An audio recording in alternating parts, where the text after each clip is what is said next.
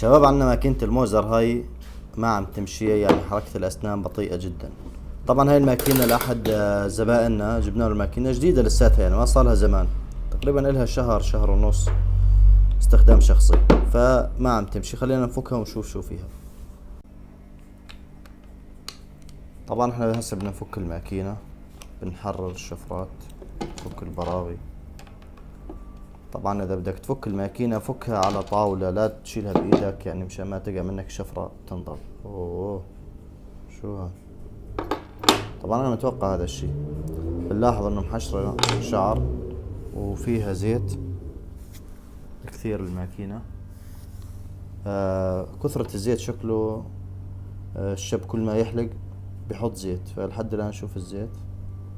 طبعا الزيت بنشف وبمسكوا الشفرات على بعض، بتبطئ حركة الماكينة، تصير حركتها بطيئة. طبعا هذا غلط، ما لازم نزيت كل مرة، ما بتحتاج زيت كل مرة، لازم بس تنظفها. يعني الزيت كل من فترة لفترة نقطة بسيطة جدا على الشفرات، هو طبعا مغرقها تغريق بالزيت.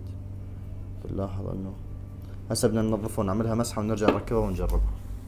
طبعا بنلاحظ الشعر كثير محشر.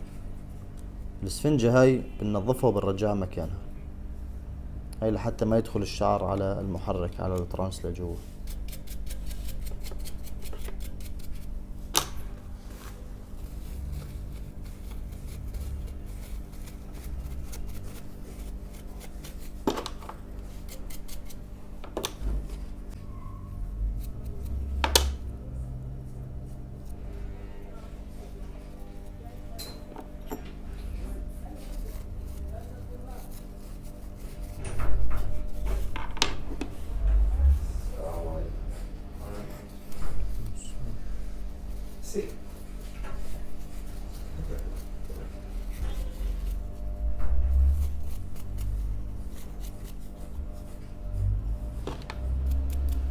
طبعا احنا هيك مسحنا الماكينة وامورها تمام، لانه لساتها جديدة، لسه حتى الزيت مو معلق يعني كثير، بكل سهولة يعني نمسح معنا الزيت.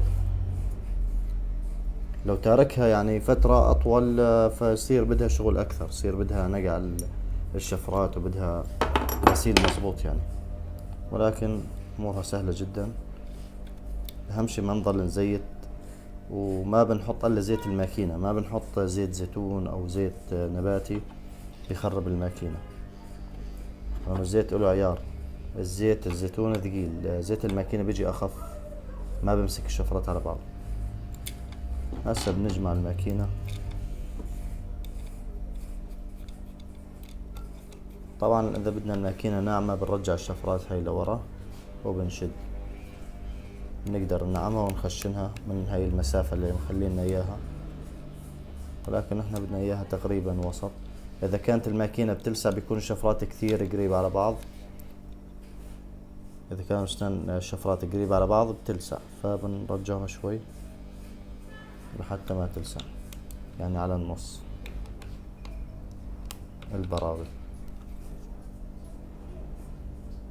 هيك لازم نعملوها تمام.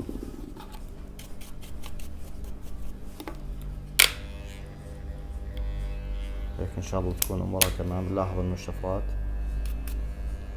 سرعتهم لما تيجي بدك توقفهم ما بيوقفوا، من شوي بس تحط اصبعك على الخفيف الشفرات بتوقف. واذا بدنا نزيتها بنزيتها بالشكل هذا، بنشغل الماكينة، بنحط نقطة زيت على الشفرات، بتتحرك تنزل نقطة الزيت من الجهة الثانية، وبنمسح الزيت الزيادة بالمحارة، ما بنخلي عليها زيت لحتى ما يلزق عليها الشعر، بظل الشعر ملزق بين الشفرات. هيك بتكون الماكينة نظفناها وامورها تمام.